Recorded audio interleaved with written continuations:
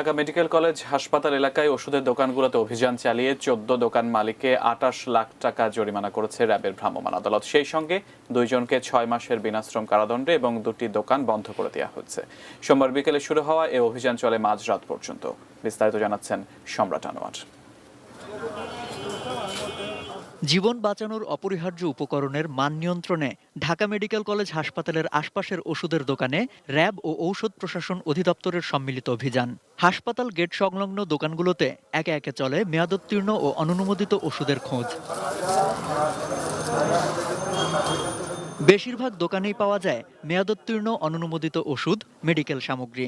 কিছু ফার্মেসিতে নির্দিষ্ট তাপমাত্রায় ওষুধ সংরক্ষণের ব্যবস্থার ঘাটতিও দেখা যায়। এছাড়া কোম্পানির নির্ধারিত মূল্যের লেবেল তুলে বাড়তি দাম লেখার প্রমাণও মেলে। আমি ডাক্তারের প্রেসক্রিপশন অনুযায়ী রাখছি এই জিনিসটা।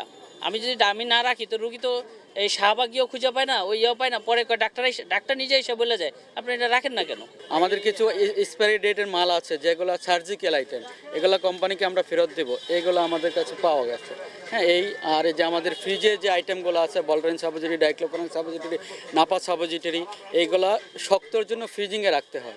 এই ফ্রিজিংয়ের টেম্পারেচার মেনটেন না কারণে আমাদের জন্য জরিমানা। অপরাধের দায়ে অর্থদণ্ড, বিনাশ্রম কারাদণ্ড এবং দোকান বন্ধের শাস্তি ঘোষণা করেন ভ্রাম্যমাণ আদালতের নির্বাহী ম্যাজিস্ট্রেট। প্রত্যেকটা দোকানে কিন্তু প্রচুর মেয়াদোত্তীর্ণ ওষুধ পাওয়া গিয়েছে এবং আপনার মেয়াদোত্তীর্ণ সার্জিক্যাল আইটেম পাওয়া গিয়েছে।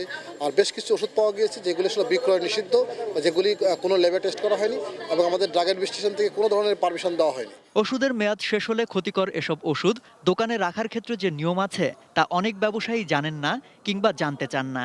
নৈতিকতা এবং সচেতনতার অভাবকেই এর কারণ বলে মনে করেন ঔষধ প্রশাসন অধিদপ্তরের এই কর্মকর্তা। ঢাকা মেডিকেল কলেজের যে আওতাধীন এলাকাধীন যে ওষুধ দোকানগুলো আছে সেগুলো আমরা করেছি আর কি।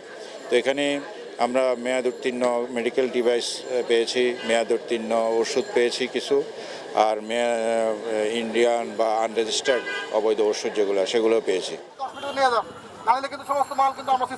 সম্রাট আনোয়ার, এটিএন নিউজ, ঢাকা।